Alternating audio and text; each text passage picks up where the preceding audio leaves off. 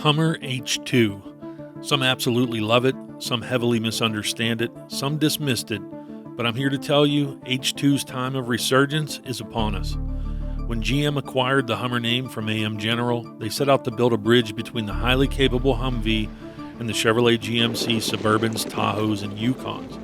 The H2 design was very disruptive in the early 2000s, but next to the modern Bronco and Land Cruiser, the H2's body lines are starting to look right at home. Before we get into the new Hummer build and its mission, let me show you how we got here on Night Drive TV. Back in 2020, a Las Vegas mountain mishap, which was covered on this channel, showed my cheap little Pathfinder build on fresh 31s, a new Xterra transmission, and a new lift meet its demise on its first outing. At that point, a decision was made for me to grab a GMT800 Tahoe Z71. I found a Tahoe, lifted on 35s for $4,500, and we began the budget Overland builds in 2021. Some kitchen equipment, rooftop tents, and the big Chevys were going to do work. Camping by Lake Mead, doing various off-road trails, the pair of GMTs did the job with ease. We knew we had the right platforms, but aftermarket support is limited, and as a channel which develops products worldwide for Corvettes, I had my wheels turning. One curiosity of mine that kept persistent in my head was these Jeeps. Jeeps have not only taken over YouTube's entire off-road space, but they're everywhere in Las Vegas. A little action in the video. Do you feel more manly or less manly? I don't know. The second guy, we didn't get him on film. He said, "Man, you got the back here." They just go over stuff like this. Straight. Yeah, they just go straight. Yeah, they're pointing and going. Yeah. I couldn't help but ask myself, what am I missing? Maybe I'm fighting a system that can't be beat.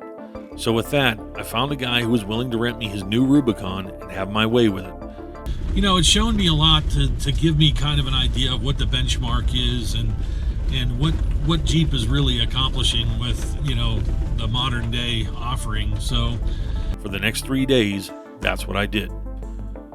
I tested all the onboard systems, its lockers, its 4-to-1 reduction transfer case, felt out its size and handling, and I admit I was impressed. While I could get a rear locker option for my Tahoe, the front 8.25-inch diff wouldn't support a front locker. I'd entertain a solid axle swap, but as indicated by the Broncos and Toyotas out there, it's all a trade-off. You can tell, man, you got a stock ride. That thing is it just takes the bumps. I tend to like the road handling and washboard trail handling of IFS, and I wanted to keep it. I love the GMT, but I wanted more capability, and that's what led me to the Hummer H2. After a search online, I found a Hummer H2 already lifted on 37s for $13,500. I'd made a decision that instead of buying a $60,000 Rubicon and adding $20,000 in mods anyway, I'd start with a Hummer H2 and work my way to around $50,000 in mods in reverse. Instead of paying it down, I'd pay it up and see where I end up. So that's the plan, and here's how it started to where we are now. All right, guys, we've been working for a little bit. We're trying to get this done. He's humping. New Year's, time for CrossFit. All right, so we can get. I'm excited, you know, because I've never had 40s, and like I said, I've never had tires this big. But man, I feel like the proportion of the vehicle, it just needs those. Like, I just feel like it matches it. We got some Fox 2.0 remote reservoir, you know, shocks, and the rears on the Hummer were kind of no good, so we went with this.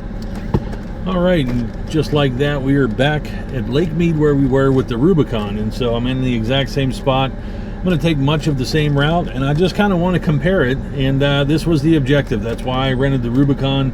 Kind of wanted to feel out what the best is, and obviously there's compromises, and it's never going to be equivalent.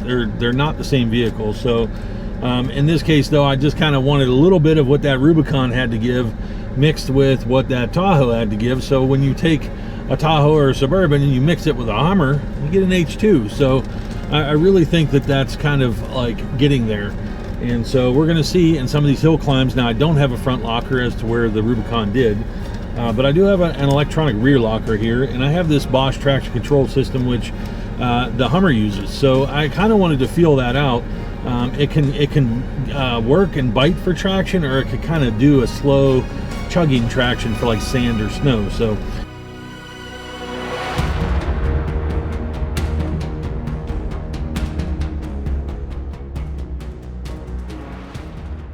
the first test I will take is getting the Hummer crossed up to where basically there's a lot of load on the left rear tire and the front right tire. This will, as you can see, take all the weight off of that right rear tire, and so we have slippage. This is due to an open diff, so I'm going to activate the electronic rear locker and see how it reacts. And so basically I'm engaged here, and you can see getting out of that situation pretty easy. I'm not aired down. We're on stock pressures, so keep that in mind as well. Here we do a climb test. This is about 24 to 27 degrees. Testing the 4-low, obviously factory gearing here. The Milestar Patagonias do well. The Hummer feels very stable in a climb over a Tahoe or Suburban. Don't ask me why.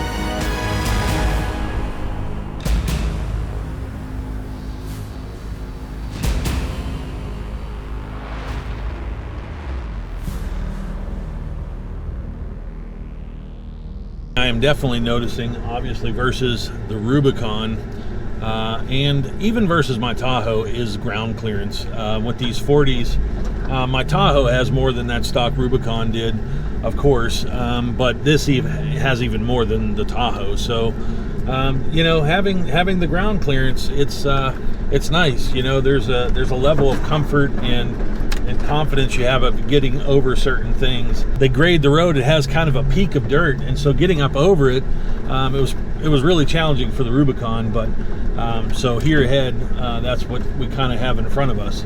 Yeah, this is the exact same spot that I did it in the Rubicon. So up and over with ease, you know, in a lot of silty and very loose conditions. Not getting stuck.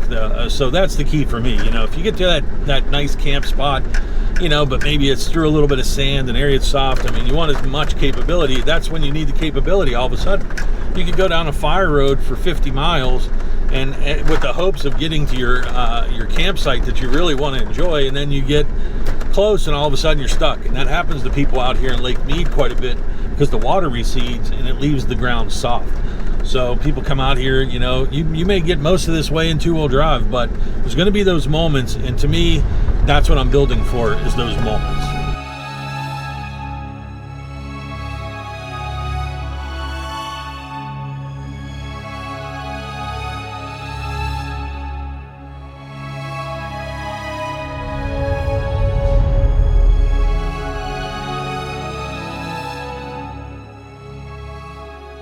One of the keys for me to test was because we are going to re-gear this and add a front locker.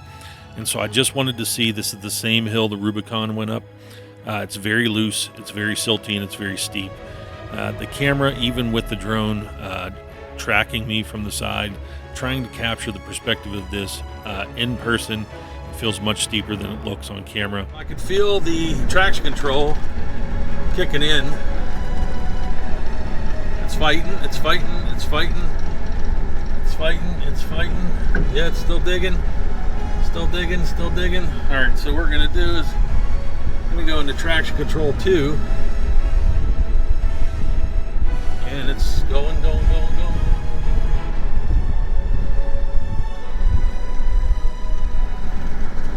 It's making it just the same, you know, and that's with no front locker. So the tire, rear locker, it's good. So that's what we want. So all you mud boggers and rock crawlers and buggy guys, I know this seems like simple stuff, but the objective that you're watching here is just a test of these systems, and this is a location that I know that I can test them and feel their actual effect on how the vehicle handles and climbs. in specific conditions. So obviously we do a lot of different types of off-roading on this channel, but the real objective for this vehicle is, like any vehicle, you build it for a specific purpose. The purpose here is many types of trails that you see out west, where they can be long trails, 20 to 30 miles long, with some obstacles along the way, and a lot of slippery conditions with the varying types of sandstone, things like you see here around Lake Mead, where it gets very silty. Out here, having a front and rear locker I think is very critical, a lot of self-recovery equipment, and enough clearance that you can get over rocks and things like that. So I think it fits the bill, and I'm happy so far. For me, you know, it's just about picking a chassis that I felt like I really could, you know, vibe with, and it does the things that I like from the onset as a stock vehicle, and then slowly working in the aftermarket and making it something that does what I want it to do. You know, and so like the goals for this, I want to camp in it, I want to go over the highway, I want to come up hills like this, get in some off-angle stuff, you know, do some off-road, get to where I want to go. But I want to tow my Corvette, you know what I mean? I want to put a trailer on the back of this, tow the Corvette from Nevada to California, take it off the trailer, pop my tent, have a place to stay, maybe up in the mountains or something, and then rip the canyon roads. You know, these are the visions I kind of get. So I'm really looking forward to adding a lot more in this build, so I hope you stick around, check this out. I'm going to continue with the Tahoe, like I said, so if you follow the channel for the Tahoe, it's staying. And so it's just a matter of kind of building these both over time. And you know, that's kind of what I do on this channel. I have the Corvettes, I have the off-road side. I like both, and maybe you guys would get into liking both, or just like watching both. Obviously I work hard to bring the drones out and give you a great view regardless. So hopefully I'm on your you know, 75-inch TV on the wall and checking out some awesome views out here and giving you the best experience I can. So we're sawing into the into where there should be a filter. They didn't make a removable filter. You have to like saw the housing open. But we think we've gotten a lot of stuff out, but we think there's more.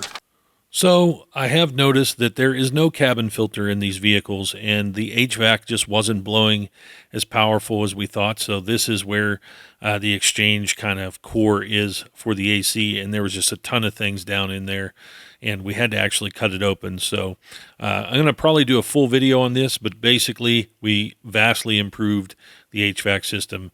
If you got a Hummer out there and your air conditioner just doesn't feel like it's blowing hard, this is going to be why. So now the next part is like the evaporator, you know, that all the air flows through to cool.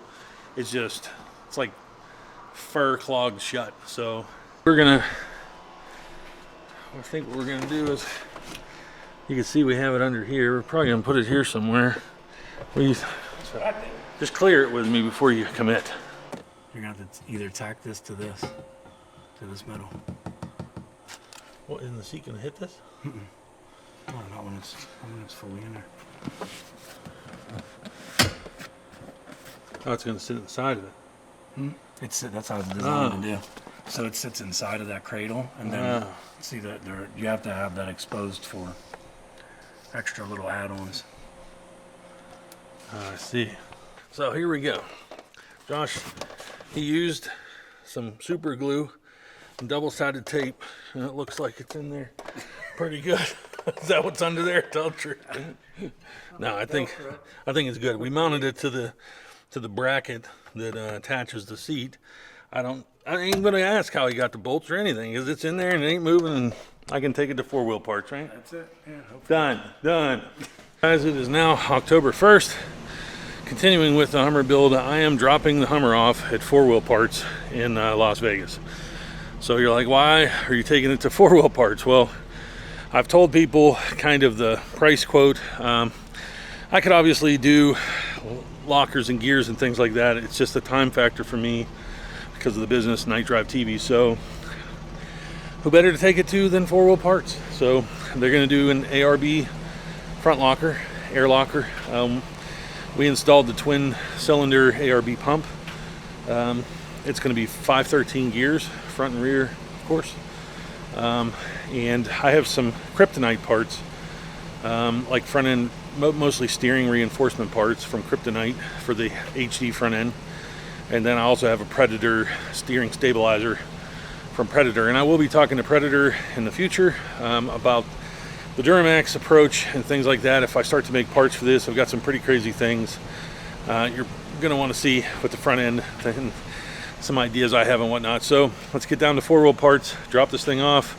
I'm going to try and get a different front shock. I had issues finding a hvac shock that gets the droop extension that this shock does. So I'm kind of running on the new remote reservoir hvac 2.5, something like that. But then up front, I kind of have this older shock. So we're going to see if we can figure that out. But we will be regeared, front and rear lockers at this point, air locker in the front, e-locker in the rear, and should be good. I got diode dynamic stuff coming in still for the front lights and stuff. So once it gets back from four-wheel parts, we'll be doing tent and lights. Maybe not in this video, but let's see how long it takes. Let's get over to four-wheel parts. So one extra thing I am adding is I have a spare. I have another wheel, so I did get a rear tire carrier. Probably going to mod it, but I'm going to get them to mount it up, put it back in the back, and then we'll get to the rear spare tire carrier also.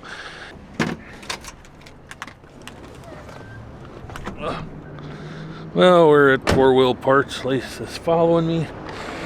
The ATSV, so here we are. Hopefully it won't be too long. They said 4 days. Let's plan on 8, just to be safe.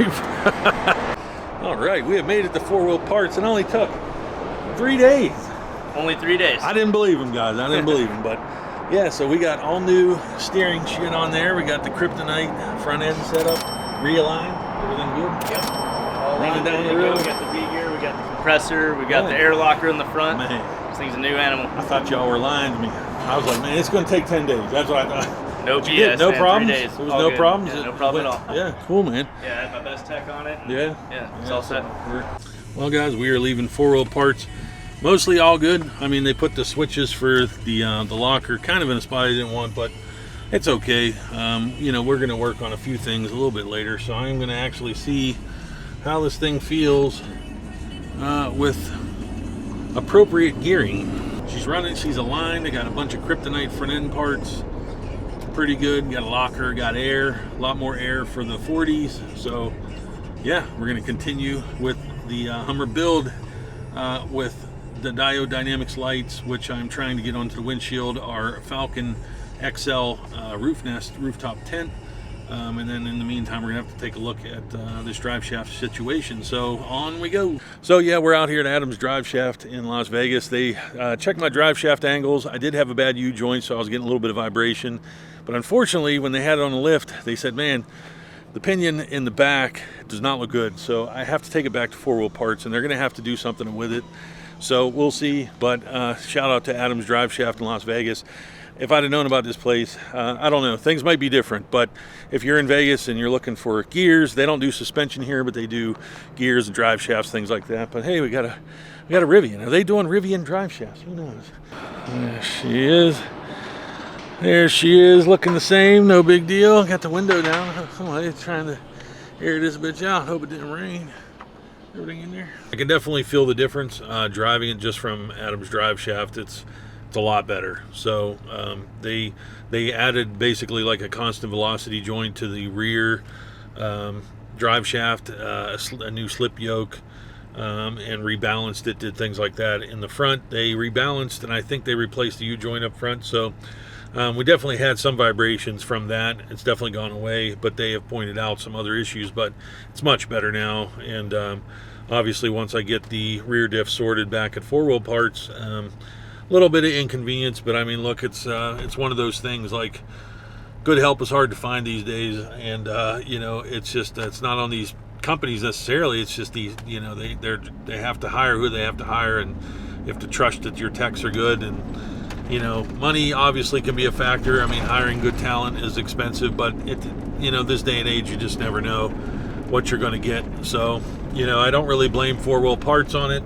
It's just something that happens, unfortunately. And you know, going to a specialist shop, I think in hindsight, you know, maybe I would have went to Adams Drive Shaft or something for that, because I think they do the gears and things. But either way, you know, fault the four-wheel parts in my mind yet, as long as they fix it and don't, you know, obviously make any ordeal out of it and say that I, you know, caused it or something like that and I have to pay, then it'll be different, but hopefully they handle it, and we'll be good to go. So that being said, I'm gonna take it back home, and we're gonna get it down to 4-wheel parts next. So yeah, they do have some structures here. You can assume it's for F1, but you just never know because so many things happen. But I can definitely see grandstands over here that are in front of the Bellagio fountain, which people are not happy about. But, oh, they got me. They got me. Oh, that was funny. Somebody targeted me. One of these guys is having fun over here. But yeah, there's our little club seating, things like that. Got some grandstands here. Very interesting. That was pretty funny. That sprinkler head. Look at this thing. There it is. Can't see no fountain now. They got windows in the back. I was going to do the Paris Club, which is across the street from this, behind me, but I didn't. We took a grandstand seat over by the T-Mobile Sphere and things like that, so it'll be an interesting view. But yeah, it's coming along. They're building a lot of stuff here, as always, in Las Vegas. All right, so you're probably wondering what's the Hummer up to today, because now it is a couple months later, and you can see most of that was being shot in late October. So basically, there were some issues with the install of the rear differential, and so I took it back to 4-wheel parts. They did have it for a period. Things did get a little interesting. They did warranty it in the end. There was a little bit of verbiage, I guess you could say, that kind of initially led me to think that they were going to cause a small issue over it, but luckily they didn't. They did correct the issue, I think, but I will tell you that still today I am battling some vibration issues and having some significant problems. We did go off-road and kind of shake it all down after it was fixed. I have a video of Josh and I going off-road. We've gone off-road probably twice now. We did have a cool trip there around SEMA in November. Went up to Wheeler's Pass, kind of just got a feel for it. And I really enjoy the Hummer. I like the 40s on that truck. I think the bigger full-size GM trucks, they really do well on that tire. Just experiencing the Hummer, I can only imagine a Suburban or Tahoe on at least 37s would probably be kind of the tire it needs. 35s maybe being a tad too small, but still super capable, don't get me wrong. I love the ride of the 40s on the H2, but we did have a good off-road trip. We went to the top up near Mount Charleston, cooked some food. We were having a great day, but then Josh's truck unfortunately broke down again. And he gets really upset over that, so I never posted the video on it. We have some kind of random footage. All right, so I had to scavenge my compressor and I cut the cord off of it. So we're trying to, Josh's battery kind of welded itself. So I'm gonna try and, we're gonna use a drill battery and just scavenge this. And so hopefully we can get it running. He's mad at me. It was kind of a fluke, but he's had a couple of bad incidents off-road, and he just really gets upset about it. I don't know, so I might post it.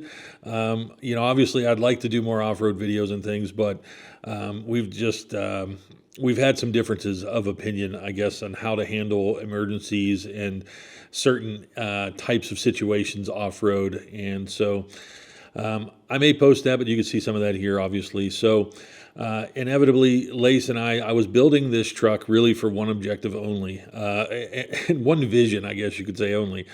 In Christmas of 2022, I guess it would be, we went to Colorado. Christmas is 2021. We went to Colorado, and I had this Suburban that I didn't bring my Tahoe, and Josh brought his Suburban, I brought my Suburban. I was getting stuck in the snow everywhere, and I really wanted to just have snow invincibility, a front rear locker, a big tire, so I get through some deep snow and things like that. So here, approaching this year, we had a cabin, Lace and I, in Colorado again for Christmas, and I was really determined to get the build to a point that I could take it to Colorado and really test it out in the snow and do things like that. So We did take it to Colorado. It did make it there and back, but the vibration issue really is taking a toll on the transfer case. So the transfer case had exhibited some small issues off-road already, but the vibrations, whatever's happening, I'm hoping is isolated maybe to an issue within the transfer case, because Adam's drive shaft feels pretty confident that the drive shafts are correct. I have bought a rear adjustable arm setup for adjusting the pinion angle and the back axle. There's a little bit of an excessive degree still. I think I'm running at about 6.5 degrees, and it should be about 3 or 2. So I have that stuff ready to install, and I'm probably going to take the truck back to Adam's drive shaft to get them to help me maybe take a look at some things, maybe do a transfer case.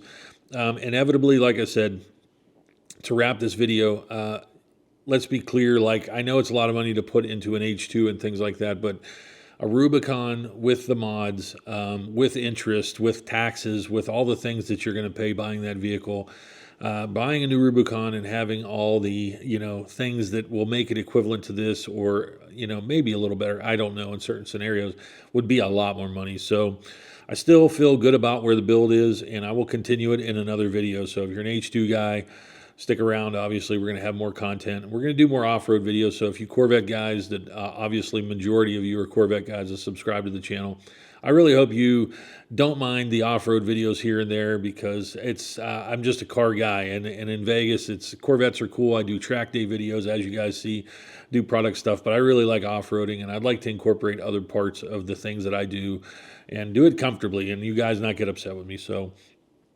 that's about it for the video.